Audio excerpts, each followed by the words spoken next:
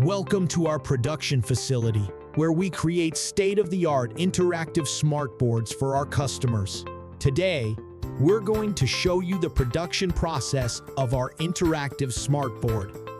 The first step is the back bracket and light bar installation. This is where we install the components that hold the board in place and provide the backlighting. Next up is the diffuser plate and membrane installation. This is where we install the components that make the board touch-sensitive and responsive to user input. After that, we move on to the LCD screen and front 4M glass screen installation. This is where we install the components that display the images and videos on the board. Finally, we have the back module installation. This is where we install the components that connect the board to external devices and power sources. But our work doesn't stop there.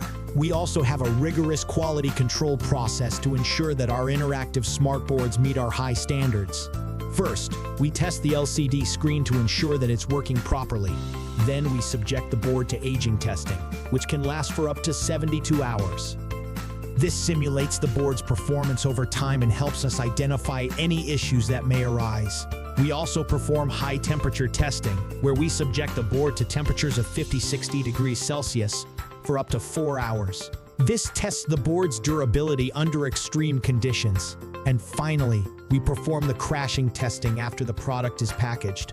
This is where we subject the board to a series of impacts and vibrations to ensure that it can withstand transportation and handling. And that's how we produce our interactive smartboards. We're committed to providing our customers with high-quality products that they can rely on. Thanks for watching.